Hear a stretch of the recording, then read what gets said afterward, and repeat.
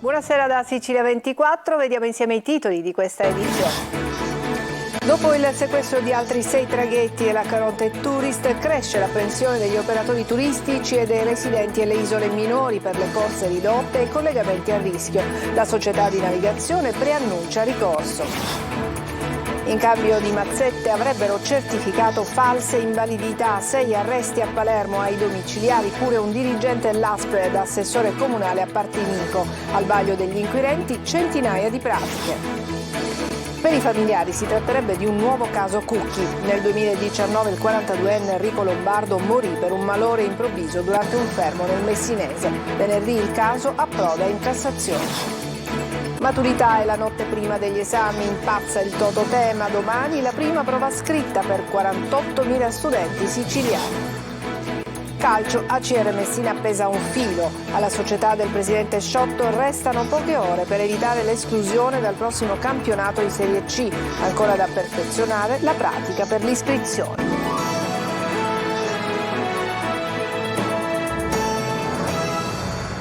Bentrovati a Sicilia 24. Il sequestro di altre 6 navi di Caronte Tourist Isole Minori crea ulteriori disagi nei collegamenti e agita i timori di Federalberghi e dei sindaci interessati che hanno inviato un appello alla Regione. Abbiate intanto delle interlocuzioni tra l'assessore Aricò e la società di trasporto marittimo per cercare soluzioni alternative. Sentiamo Roberta Lunghi. È un coro di reazioni quello che si è sollevato in seguito al nuovo sequestro da parte della Guardia di Finanza di altri 6 traghetti della Caronte Tourist Isole Minori, dopo i 3 dello scorso 6 giugno insieme a fondi in contanti. I sigilli erano stati apposti a traghetti ritenuti dalla Procura di Messina non a norma rispetto ai passeggeri con mobilità ridotta. Eppure proprio dalla società Caronte Tourist in una nota si legge che dopo un dissequestro a seguito di precedente apposizione di sigilli, le navi Ulisse, Elga e Bridge sono state di recente dotate di ascensore, bagni per disabili e di tutti gli accessori necessari per garantire il rispetto delle normative e per portare le navi ai più alti standard del settore. Nel contempo, nella medesima nota, Caronte Tourist preannuncia che farà ricorso nei confronti del provvedimento della Guardia di Finanza e chiarisce che il sequestro di alcune altre unità è unicamente collegato al valore delle stesse, finalizzato al raggiungimento della cifra prevista nel decreto cautelare dalla magistratura. Al momento, però, i disagi nei collegamenti da Milazzo Colleoli e Trapani Pantelleria e Palermo Ustica hanno innescato la preoccupazione su più fronti a partire da Federalberghi. Noi siamo molto preoccupati perché ovviamente le navi rappresentano per noi una forma di collegamento imprescindibile, perché vengono messe a rischio tutte quelle che sono gli approvvigionamenti, quindi sia dalle derrate alimentari ma anche i carburanti, ma anche il trasporto delle ambulanze, i servizi postali. Il timore è quello che le strutture alberghiere non riescano a rifornirsi di derrate alimentari e non solo, e che i disagi possano produrre cancellazione di prenotazioni.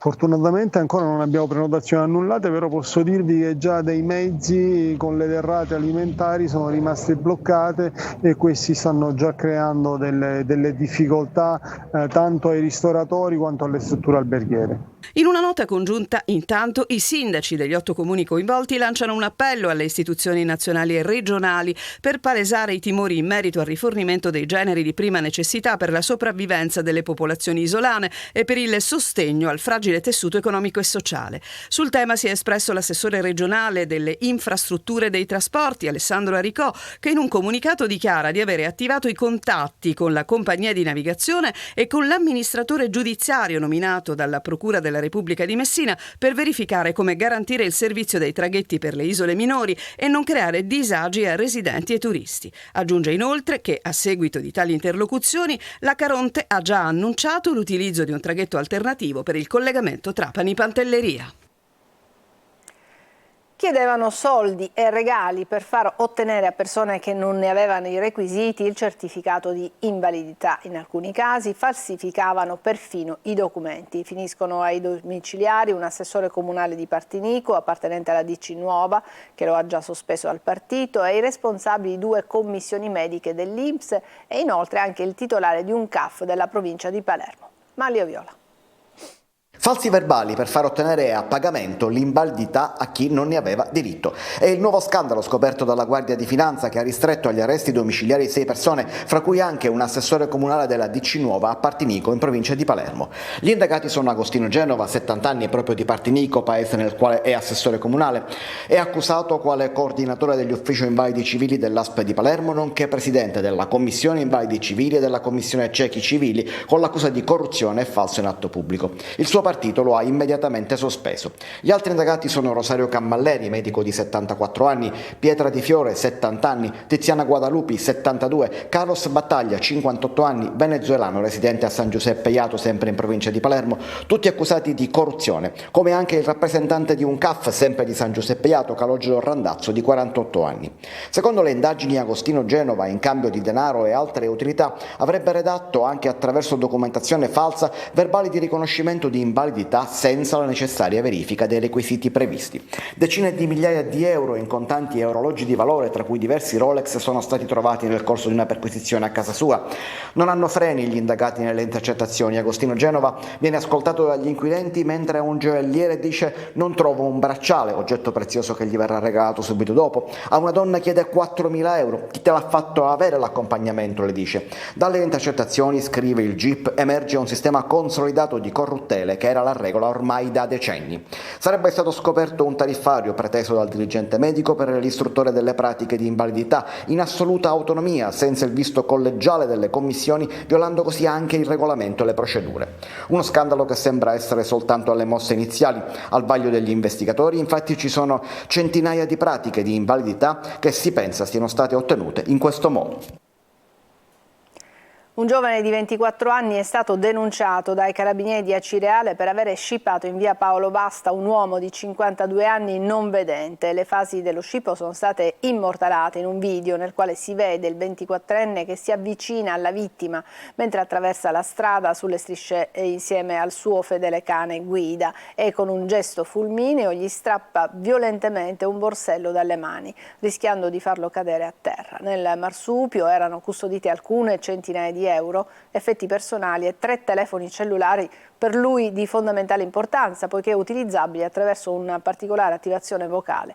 Dalle immagini militari sono riusciti ad individuare l'automobile intestata al 24enne che ha ammesso di avere compiuto lo scippo. La famiglia lo definisce un nuovo caso Cucchi ed ha ottenuto l'appoggio della sorella del giovane morto in carcere, oggi senatrice, Ilaria Cucchi. È la vicenda di Enrico Lombardo, il 42enne che morì a Spadafora durante un fermo. Venerdì il suo caso sarà discusso in Cassazione. Francesco Triolo. Secondo i suoi familiari fu torturato ed ucciso. Per i carabinieri accusò un malore durante le fasi del fermo. La vicenda è quella di Enrico Lombardo, 42enne morto il 27 ottobre del 2019 a Spadafora in provincia di Messina dopo essere stato fermato dai carabinieri intervenuti dopo la richiesta della ex compagna. Le fasi molto concitate sono state riprese da un video e nonostante l'intervento di 2 ambulanze quella sera per Lombardo non ci fu nulla da fare. Nell'inchiesta aperta dalla procura di Messina furono tra gli indagati un carabiniere di sanità del 118, ma il GIP ha disposto l'archiviazione. Contro questa decisione la famiglia ha presentato ricorso in Cassazione supportata dalle associazioni Buon Diritto, Amnesty e dalla senatrice Ilaria Cucchi, che verrà discusso venerdì prossimo. Avvocato, è configurabile un altro caso Cucchi? Ma non lo sappiamo, noi stiamo chiedendo alla Suprema Corte di Cassazione che le indagini vengano riaperte, perché effettivamente ci sono alcuni nodi da sciogliere. Poi sarà l'autorità giudiziaria, a seguito di questa attività investigativa suppletiva, a verificare se i nostri dubbi siano supportati da prove concrete o sono solo delle illazioni. La famiglia ha messo a disposizione una serie di foto che secondo gli stessi parenti mostrano un corpo martoriato da echimosi, lesioni e ferite in tutte le parti del corpo. Noi pensiamo che i nostri motivi siano validi, in quanto le tracce di sangue sono rinvenute sul tonfa, devono avere un riscontro. Dobbiamo sapere a chi appartengono queste tracce di sangue. I RIS di Messina, che all'epoca erano stati investiti della problematica, hanno concluso chiedendo all'autorità giudiziaria di effettuare la comparazione genotipica con riferimento a tutte le altre persone che erano rimaste coinvolte nell'episodio per cui è processo. Associazioni e familiari, in particolare l'ex moglie di Enrico Lombardi, hanno annunciato che venerdì, in occasione del pronunciamento della Suprema Corte, manifesteranno sotto la sede della Cassazione per chiedere di riaprire il caso. Prima prova scritta domani per gli studenti alle prese con gli esami di maturità. Impazza il tototema, sono quasi 50.000 i candidati in Sicilia. Roberta Lunghi. Una vicepreside emozionata forse tanto quanto i ragazzi, perché si ritorna agli esami di maturità pre-Covid in senso pieno. Sì, siamo ritornati alla normalità. Una normalità tanto agognata che riporta gli studenti a vivere gli esami di maturità come all'epoca del pre-Covid, con entrambe le prove scritte preparate dal Ministero dell'Istruzione e del Merito. Per i 48.580 candidati in Sicilia negli istituti sedi di esame è tutto pronto per accogliere gli studenti reduci da anni davvero difficili. I ragazzi hanno sofferto di più, ci viene di pensare, rispetto a tutti gli altri, in quanto proprio il terzo anno, che è l'anno più importante per il percorso liceale, sono rimasti a casa, quindi con la didattica a distanza. Il conto alla rovescia è ormai fatto di ore, perché domattina si inizierà con la prima prova scritta, quella di italiano, ed immancabili arrivano previsioni e auspici. Mi aspetto Italo Svevo, in particolar modo la coscienza di Zeno, perché è il primo centenario dalla pubblicazione. Io più della coscienza di Zeno punto ai 160 anni dalla nascita di D'Annunzio. Vorrei che uscisse appunto Italo Svevo, la coscienza di Zeno. Con Svevo Superstar, le studentesse di questo liceo catanese raccontano di questa vigilia non particolarmente contraddistinta dall'ansia, di fatto però per tutti l'attesa e anche per una stappata liberatoria. Stapperemo davanti alla scuola, noi come tante altre scuole, e sicuramente sarà un momento di coesione tra noi studenti. Si stappano e si beve poco, perché altrimenti domani come fate? Torniamo a casa presto. Dopo la stappata però ognuno farà i conti con letto e cuscino, e lì i pensieri in fondo accomunano tutte le generazioni. Parola di una docente membro interno d'esami. C'è sempre l'emozione della notte prima degli esami, c'è sempre, quindi noi cerchiamo di dare quella forza in più ai ragazzi, quella motivazione in più per poter lavorare bene e serenamente. Per gli studenti di un altro liceo lei sarà un commissario esterno, metterà paura? Ma non credo, io ricordo sempre gli esami di Stato che ho fatto io più di 30 anni fa, quindi la prima cosa che penso è immedesimarmi in questi studenti. 3 commissari interni e 3 esterni, un presidente di commissione esterno, 2 gli iscritti e poi gli orali, in una affascinante prova di oratoria su argomenti interconnessi tra le varie materie che partono da un documento assegnato. Ma non sarebbe notte prima degli esami senza una canzone che un po' ci spiazza, ma che commuove pensando al viaggio che aspetta questi ragazzi, ovvero il loro futuro. Un viaggio, che sia un'andata o un ritorno, che sia una vita o solo un giorno, che sia per sempre o un secondo. Breve pausa, tra poco.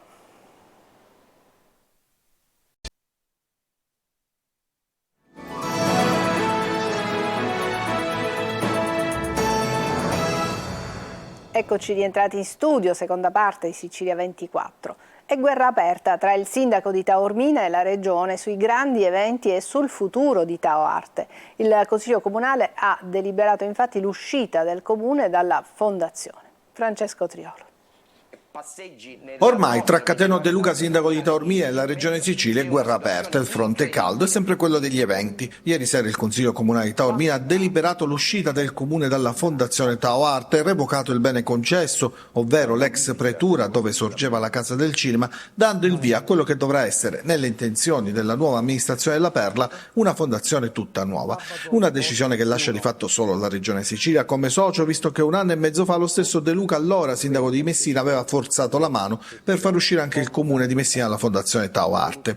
Il motivo del contendere è la mancata proposta di modifica dello statuto, una decisione sulla quale De Luca potrebbe comunque anche fare un passo indietro se venisse definita la modifica allo statuto, dando pari dignità di rappresentanza a Taormina e il conferimento dei beni di proprietà della Regione alla Fondazione. Il riferimento è a Palazzo Ciampoli. Le conseguenze in ogni caso non saranno immediate. In questa fase De Luca ha detto che non intralcerà i lavori di programmi di Taormina Arte e del Taormina Film Festival per il 2023. L'effetto di questa decisione probabilmente si avrà nell'organizzazione della stagione 2024. In tutto questo la Regione resta in silenzio. De Luca ha chiesto di commissariare la Fondazione, ma né l'assessore regionale al turismo Elvira Amata né tantomeno il presidente della Regione Schifani hanno preso posizione. L'unica reazione che filtra è che sarebbe pronto l'atto per impugnare la revoca dell'ex pretura, dove è già stata cambiata la serratura. E intanto si lavora all'ipotesi dei tornelli in via Teatro Antico per impedire l'accesso nelle serate in cui sono previsti i grandi eventi organizzati dai privati. Su questo De Luca è stato chiaro: nessuno sottovaluti la minaccia di chiudere gli spettacoli dal 1° luglio. Cambiano le regole per gli appalti in Sicilia e si dimezzano i tempi per i pareri tecnici. È stato approvato dalla Giunta regionale il disegno di legge con il nuovo codice degli appalti. Ci sarà una centrale unica di committenza divisa fra assessorato all'economia e assessorato alle infrastrutture. Via libera anche alla soppressione di 10 società considerate inutili e allo sblocco di parte dei pagamenti attesi dalle imprese. Mario Viola. Via libera al nuovo codice degli appalti in Sicilia. È uno dei provvedimenti approvati dalla Giunta regionale di governo riunitasi ieri sera a Palazzo d'Orléans. Il disegno di legge introduce una centrale di committenza unica regionale articolata in una centrale di committenza per beni e servizi sotto il controllo dell'assessorato all'economia e una per la committenza degli appalti e dei lavori pubblici e dei servizi di ingegneria e architettura, l'ex Urega, incardinata nel Dipartimento regionale tecnico dell'assessorato alle infrastrutture. In particolare il nuovo disegno di legge consentirà di snellire molto le procedure e di ridurre i tempi di approvazione. Prevede l'abrogazione del parere tecnico contenuto nell'articolo 5 della legge regionale 12 del 2011, garantendo così l'allineamento del nuovo codice degli appalti a quello nazionale. Ma la vera novità riguarda la Commissione Lavori Pubblici, in cui arriveranno adesso soltanto i progetti con importo superiore a 30 milioni di euro a fronte dei 15 attuali, consentendo a circa l'80% di questi progetti di andare direttamente in conferenza dei servizi indetta dal responsabile unico del procedimento. Questo garantirà un dimezzamento dei tempi per l'acquisizione dei pareri sui 2 livelli di progettazione previsti dal nuovo codice. Sempre ieri è stato annunciato lo sblocco di risorse per 420 milioni di euro di fondi regionali, mentre continua il riaccertamento di bilancio per i fondi comunitari ed extraregionali in genere. È stato dunque emanato il decreto per il via libera ai pagamenti con fondi già accertati entro la fine di maggio. Infine la Regione ha avviato le procedure di soppressione di 10 aziende regionali ritenute inutili. Si tratta delle vecchie aziende autonome di soggiorno e turismo inattive ormai da decenni. Un'operazione fatta ai sensi della legge 15 del 2005. A curare l'iter sarà l'assessorato all'economia. Il provvedimento riguarda le aziende di 2 città metropolitane, Catania, Cicastello e Messina, e quelle dei centri di Caltagirone, Capodorlando, Cefalù, Erice, Giardini Naxos, Messina, Milazzo e Nicolosi. Ancora una pausa e poi il calcio, parleremo del futuro del Messina.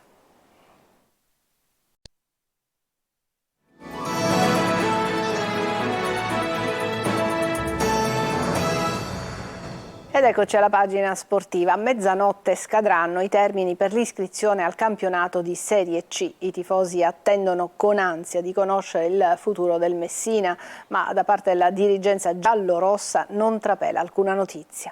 Sergio Colosi. Ultime ore di attesa e poi si conoscerà il futuro del Messina. C'è tempo sino alla mezzanotte di oggi per completare l'iscrizione, comprensiva degli adempimenti economici e burocratici. Il silenzio scelto dalla società nella giornata di ieri è proseguito oggi e riguarda sia il presidente Pietro Sciotto, il cui cellulare squilla senza alcuna risposta, che i suoi più stretti collaboratori. Questo è un segnale interpretato negativamente in città, a meno di clamorosi colpi di scena. Ai timidi segnali positivi giunti nei giorni scorsi dalla segreteria giallorossa si sostituisce un silenzio irreale ma allo stesso tempo assordante. Nessuna comunicazione, nessuna indiscrezione, con Sciotto chiuso nel suo quartier generale a Giammoro dopo il suo disimpegno dal Messina annunciato il 18 maggio e poi confermato lo scorso 15 giugno per l'esito negativo delle trattative con Mannino e Ilari, che lui stesso però non ha certamente agevolato, chiedendo somme ingenti per la sua buonuscita con una massa debitoria incerta. Entro la mezzanotte di oggi il club peloritano è obbligato al versamento di oltre 1 milione di euro per ottemperare alle richieste federali del pagamento degli stipendi e dei contributi ai tesserati relativamente al trimestre aprile, maggio, giugno, certificandolo a Lega Pro e Covisoc tramite bonifici bancari. Termine altrettanto perentorio per la tassa di iscrizione di 60.000 euro al torneo di terza serie e per la fideiussione da 350.000 euro a garanzia dei futuri esborsi, della quale al momento continua a non esserci traccia. Dall'iscrizione o meno alla prossima Serie C dipende il futuro di Sciotto nel Messina Calcio, se proseguire da solo oppure cedere la società, ma questo tema è successivo e fortemente condizionato dall'esito del primo. Ci fermiamo qui, è tutto per questa edizione di Sicilia 24. Grazie per averci seguito, buona serata.